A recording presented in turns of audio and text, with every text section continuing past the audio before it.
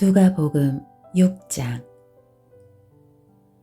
안식일에 예수께서 밀밭을 지나가시는데 제자들이 밀이삭을 잘라 손으로 비벼서 먹었습니다.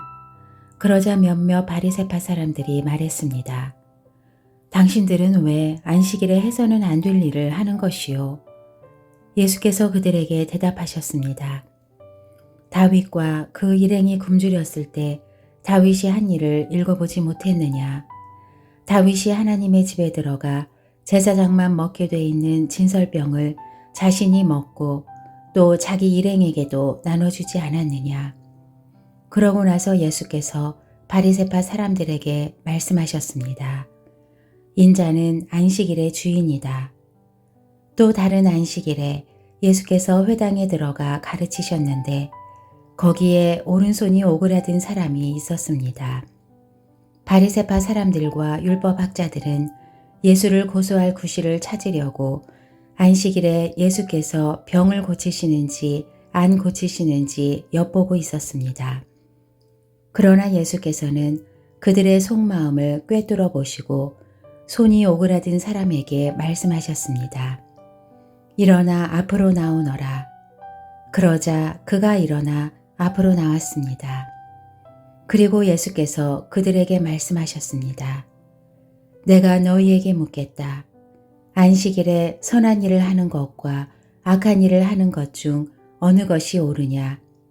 사람을 살리는 것과 죽이는 것 중 어느 것이 옳으냐? 예수께서는 그들 모두를 둘러보고는 그 사람에게 말씀하셨습니다. 내 손을 펴보아라. 그가 손을 펴자 그의 손이 회복됐습니다.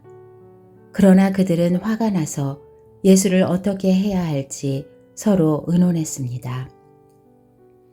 그 무렵 예수께서 기도하시기 위해 산으로 올라가 밤을 새워 하나님께 기도하셨습니다. 날이 밝자 예수께서는 제자들을 불러 그중 12명을 뽑아 사도로 부르셨습니다. 예수께서 베드로라 이름 지으신 시몬과 그 동생 안드레, 그리고 야고보, 요한, 빌립, 바돌로메, 마태, 도마, 알페오의 아들 야고보, 열심당원으로 불린 시몬, 야고보의 아들 유다, 배반자가 된 가룟 유다였습니다. 예수께서 제자들과 함께 산에서 내려와 평지에 서 계셨습니다. 거기에는 제자들의 큰 무리가 있었고 또 온 유대와 예루살렘과 두로와 시돈의 해안 지방에서 모여든 많은 백성이 큰 무리를 이루고 있었습니다.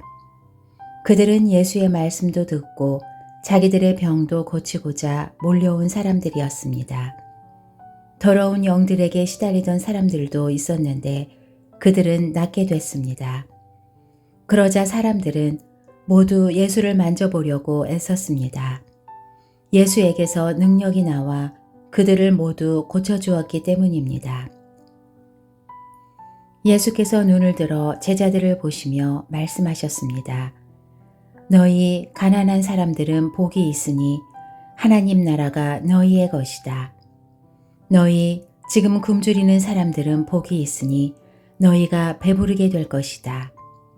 너희 지금 울고 있는 사람들은 복이 있으니 너희가 웃게 될 것이다. 인자 때문에 너희를 미워하고 배척하고 욕하고 너희 이름을 악하다고 밀쳐내도 너희에게 복이 있을 것이다.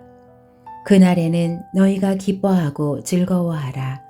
하늘에서 너희 상이 크기 때문이다. 그들의 조상들도 예언자들에게 이렇게 대했다. 그러나 너희 지금 부요한 사람들은 화가 있다. 너희가 이미 너희의 위로를 다 받았기 때문이다. 너희 지금 배부른 사람들은 화가 있다. 너희가 굶주리게 될 것이기 때문이다. 너희 지금 웃고 있는 사람들은 화가 있다. 너희가 슬퍼하며 울게 될 것이기 때문이다. 모든 사람에게 칭찬받는 사람들은 화가 있다. 그들의 조상들도 거짓 예언자들에게 이렇게 대했다. 그러나 내 말을 듣는 너희에게 내가 말한다. 너희 원수를 사랑하라. 너희를 미워하는 사람들에게 잘해주라. 너희를 저주하는 사람들을 축복하고 너희에게 함부로 대하는 사람들을 위해 기도하라. 누가 내 뺨을 때리거든 다른 뺨도 돌려대라. 누가 내 겉옷을 빼앗아가고 속옷까지 가져간다 해도 거절하지 말라. 누구든지 달라고 하면 주고 내 것을 가져가면 돌려받겠다고 하지 말라. 너희가 남에게 대접을 받고자 하는 대로 남을 대접하라. 자기를 사랑해주는 사람들만 사랑하면 무슨 칭찬이 있겠느냐. 죄인들도 자기를 사랑해주는 사람들을 사랑한다. 잘해주는 사람들에게만 잘해준다면 무슨 칭찬이 있겠느냐. 죄인들도 그만큼은 한다. 돌려받을 생각으로 남에게 구워주면 무슨 칭찬이 있겠느냐. 죄인들도 고스란히 돌려받을 생각으로 다른 죄인들에게 빌려준다. 그러나 너희는 원수를 사랑하고 잘해주며 돌려받을 생각 말고 빌려주라. 그러면 너희 상이 클 것이고 너희가 지극히 높으신 분의 아들이 될 것이다. 하나님께서는 은혜를 모르는 사람들과 악한 사람들에게도 인자하시기 때문이다. 너희 아버지께서 자비로우신 것처럼 너희도 자비로운 사람이 되라. 남을 판단하지 말라. 그러면 너희도 판단받지 않을 것이다. 남을 정죄하지 말라. 그러면 너희도 정죄받지 않을 것이다. 용서하라. 그러면 너희도 용서받을 것이다. 남에게 주라. 그러면 너희가 받을 것이다. 그것도 많이 꾹꾹 눌러 흔들어서 넘치도록 너희 품에 안겨줄 것이다. 너희가 남을 저울질하는 만큼 너희도 저울질 당할 것이다. 예수께서 또한 그들에게 이런 비유를 들려주셨습니다. 눈먼 사람이 눈먼 사람을 인도할 수 있느냐? 그러면 둘 다 구덩이에 빠지지 않겠느냐? 학생이 스승보다 나을 수 없다. 그러나 누구든지 다 배우고 나면 자기 스승과 같이 될 것이다. 어째서 너는 내 형제의 눈에 있는 티는 보면서 내 눈에 있는 들보는 깨닫지 못하느냐? 내 눈에 있는 들보는 보지 못하면서 어떻게 형제에게 형제여 내 눈에 있는 티를 빼자 라고 하겠느냐? 위선자여 먼저 내 눈에서 들보를 빼내라. 그런 후에야 내가 정확히 보고 형제의 눈 속에 있는 티를 빼낼 수 있을 것이다.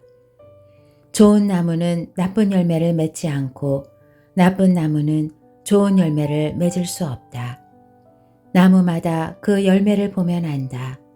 가시나무에서 무화과를 딸 수 없고 찔레나무에서 포도를 딸 수 없는 법이다. 선한 사람은 마음속에 선한 것을 두었다가 선한 것을 내놓고 악한 사람은 마음속에 악한 것을 두었다가 악한 것을 내놓는다.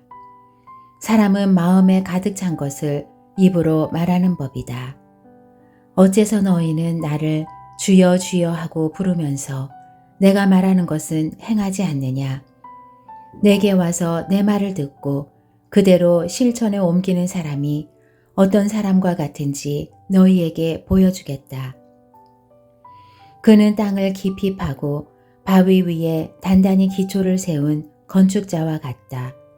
홍수가 나서 폭우가 덮쳐도 그 집은 흔들리지 않았다. 그 집이 잘 지어졌기 때문이다. 그러나 내 말을 듣고도 실천에 옮기지 않는 사람은 기초 없이 맨 땅에 집을 지은 사람과 같다. 그 집은 폭우가 덮치는 즉시 무너져 폭삭 주저앉았다.